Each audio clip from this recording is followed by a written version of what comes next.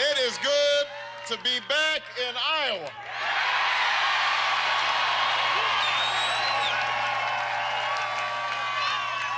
I love you back, Iowa.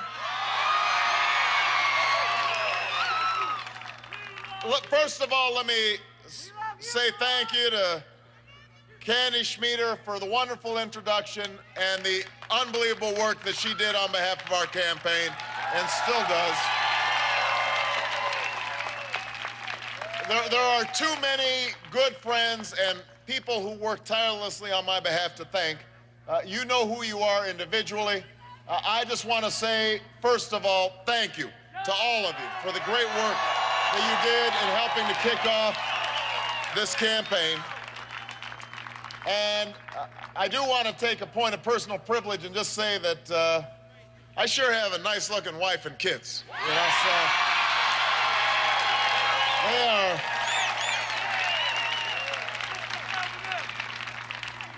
You know, there is a spirit that brought us here tonight. A spirit of change and hope and possibility. And there are few people in this country who embody that spirit more than our friend and our champion, Senator Edward Kennedy.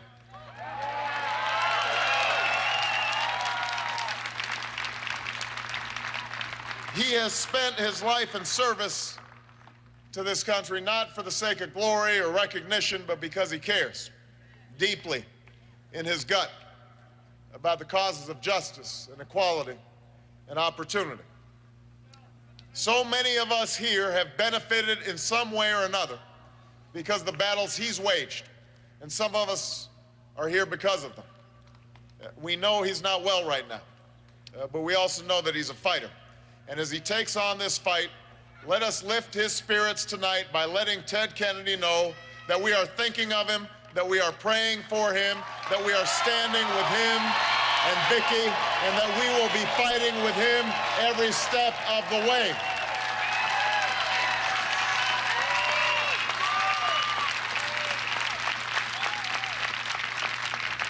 You know, 15 months ago, in the depths of winter, it was in this great state where we took the first steps of an unlikely journey to change America. The skeptics predicted we wouldn't get very far. The cynics dismissed us as a lot of hype and a little too much hope. And by the fall, the pundits in Washington had all but counted us out. But the people of Iowa had a different idea.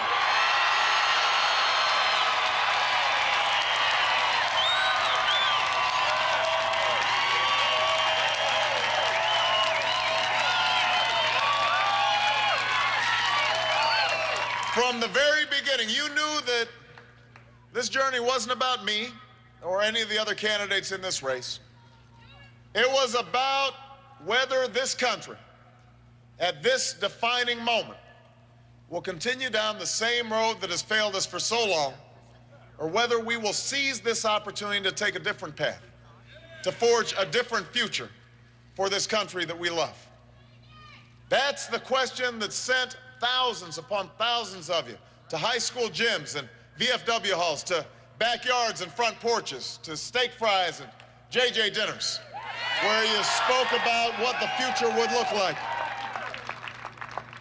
You spoke of an America where working families don't have to file for bankruptcy just because a child gets sick, where they don't lose their home because some predatory lender tricks them out of it, where they don't have to sit on the sidelines of the global economy because they couldn't afford the cost of a college education.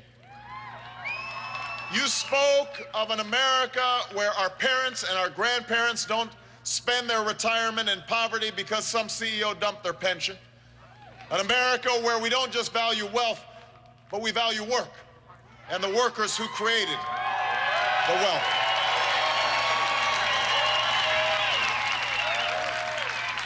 You spoke of an America where we don't send our sons and daughters on tour after tour of duty to a war that has cost us thousands of lives and hundreds of billions of dollars, but has not made us safer.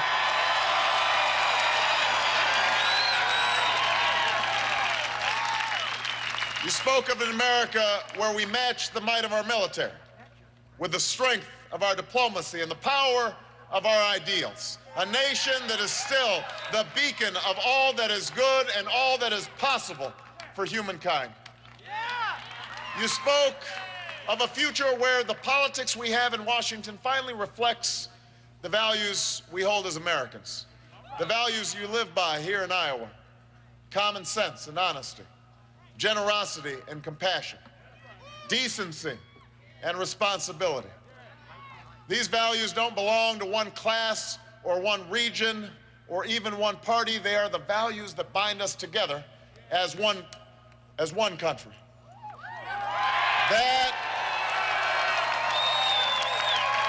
That is the country.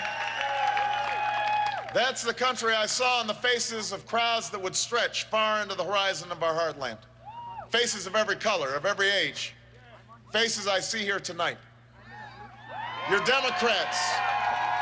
You're Democrats who are tired of being divided, but you're also Republicans who no longer recognize the party that runs Washington, and independents who are hungry for change.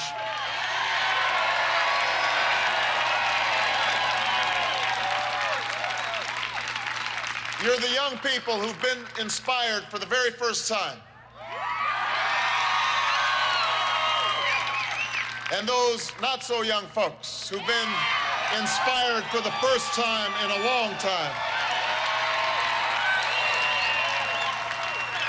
You're veterans and churchgoers, sportsmen and students, farmers and factory workers, teachers and business owners who have varied backgrounds and different traditions, but the same simple dreams for your children's future.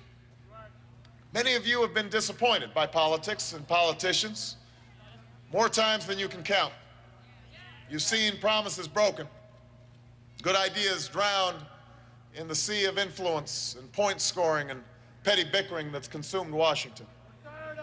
And you've been told over and over and over again to be cynical and doubtful and even fearful about the possibility that things can ever be different, can ever be better. And yet, in spite of all the doubt and disappointment, or perhaps because of it, you came out on a cold winter's night in January in numbers that this country has never seen, and you stood for change.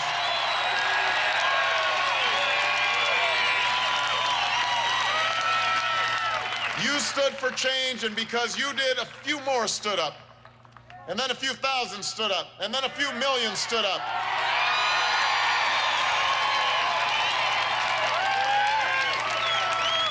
And tonight, Iowa, in the fullness of spring, with the help of those who stood up from Portland to Louisville, we have returned to Iowa with a majority of delegates elected by the American people, and you have put us within reach of the Democratic nomination for President of the United States of America.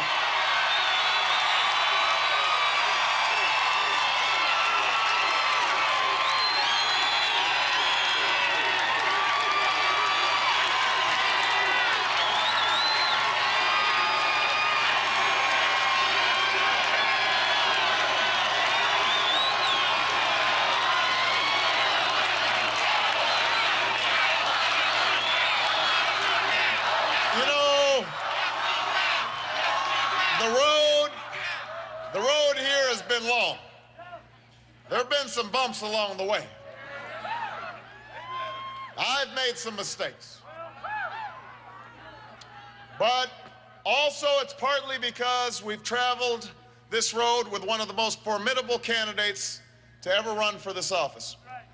You know, in her 35 years of public service, Senator Hillary Rodham Clinton has never given up on her fight for the American people. And tonight, I congratulate her on her victory in Kentucky. You know, we've had our disagreements during this campaign, but we all admire her courage and her commitment and her perseverance. And no matter how this primary ends, Senator Clinton has shattered myths and broken barriers and changed the America in which my daughters and your daughters will come of age. And for that, we are grateful to her.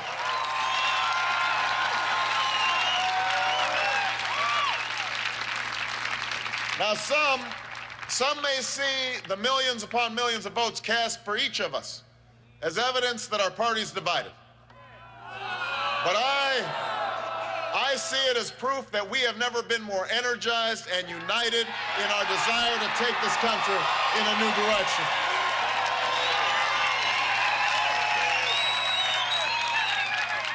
More than anything, we need this unity and this energy in the months to come, because while our primary has been long and hard fought, the hardest and most important part of our journey still lies ahead.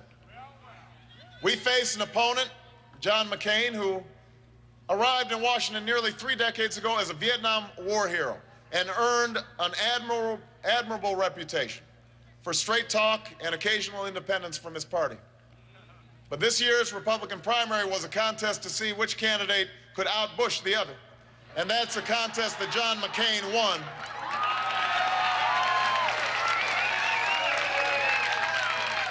The Bush tax cuts for the wealthiest 2% of Americans that once bothered John McCain's conscience are now his only economic policy.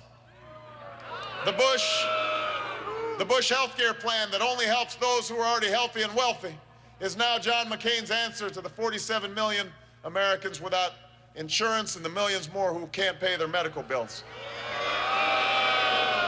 The Bush Iraq policy that asks everything from our troops and nothing of Iraqi politicians is John McCain's policy too, and so is the fear of tough and aggressive diplomacy that has left this country more isolated and less secure than at any time in recent history.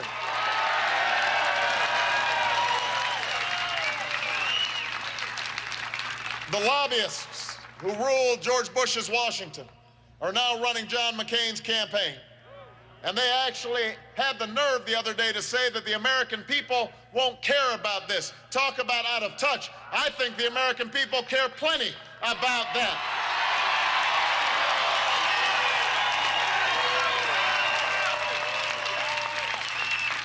Now, I will leave it up to Senator McCain to explain to the American people whether his policies and positions represent long-held convictions or Washington calculations. But the one thing they don't represent is change. Change is a tax code that rewards work instead of wealth by cutting taxes for middle-class families and senior citizens and struggling homeowners, a tax code that rewards businesses that create good jobs here in America instead of the corporations that ship them overseas. That's what change is.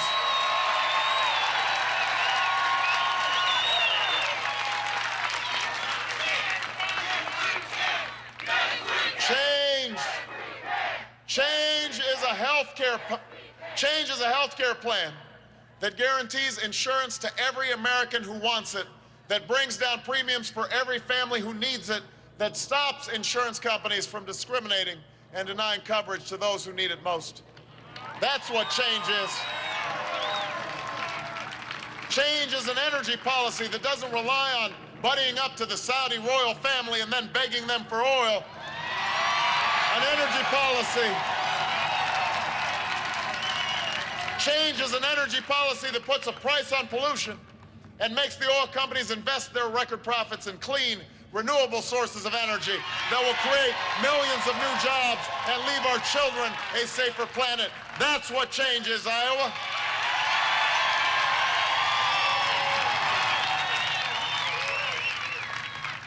Change is giving every child a world-class education by recruiting an army of new teachers with better pay and more support, by promising 4 years of tuition to any American willing to serve their community and their country, by realizing that the best education starts with parents who turn off the TV and take away the video games and read to their children once in a while. That's what change is.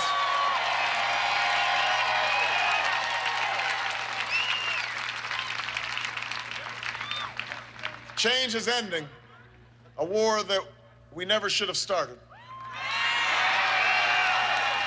Change is finishing a war against Al-Qaeda in Afghanistan that we never should have ignored. Change is facing the threats of 21st century, not with bluster or fear-mongering or tough talk or suspending due process, but with tough diplomacy and strong alliances and confidence in the ideals that have made this nation the last best hope on earth. That is the legacy of Roosevelt and Truman and Kennedy. That, Iowa, is what change is. That is the choice in this election.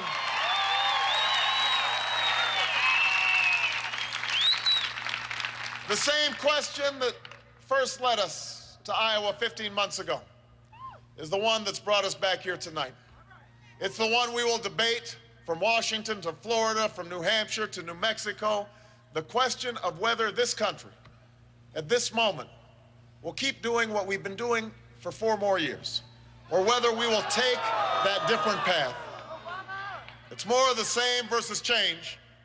It's the past versus the future. It has been asked and answered by generations before us, and now it is our turn to choose. We will face our share of difficult and uncertain days in the journey ahead. The other side knows they have embraced yesterday's policies, so they will also embrace yesterday's tactics to try and change the subject. They'll play on our fears and our doubts. They'll try to sow discord and division to distract us from what matters to you and your future. Well, they can take the low road if they want, but it will not lead this country to a better place. It will not work in this election. It won't work because you will not let it work. Not this time, not this year.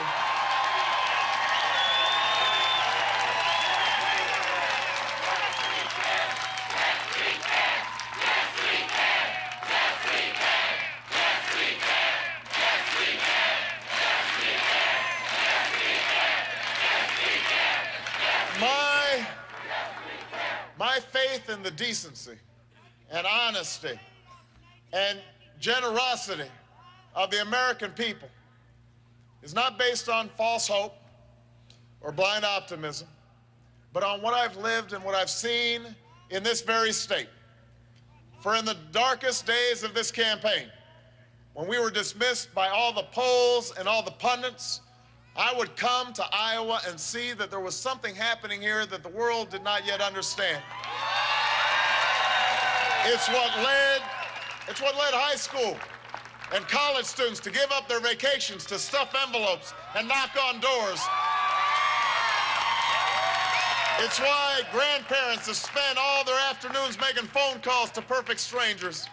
It's what led men and women who can barely pay their bills to dig into their savings and write $5 checks and $10 checks. And why young people from all over this country have left their friends and their families for a job that offers little pay and less sleep. Iowa, change is coming to America.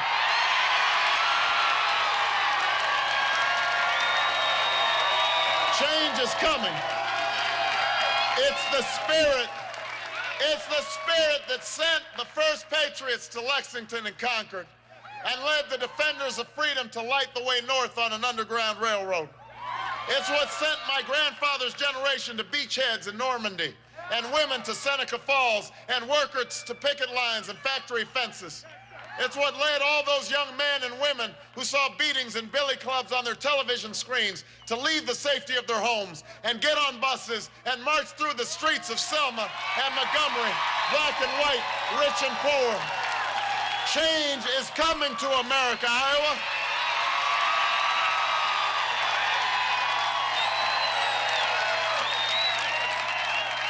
It's what I saw all those years ago on the streets of Chicago when I worked as an organizer, that in the face of joblessness and hopelessness and despair, a better day is still possible if there are people who are willing to work for it and fight for it and believe in it. That's what I've seen here in Iowa. That's what is happening in America. Our journey may be long, our work will be great, but we know in our hearts we are ready for change. We are ready to come together. And in this election, we are ready to believe again. Thank you, Iowa, and God bless you. God bless America. Thank you. Moines, Iowa, reaching out to Hillary Clinton supporters, reaching out to disaffected independents and Republicans, beginning to try to knit together a winning coalition in November. He took a beating tonight.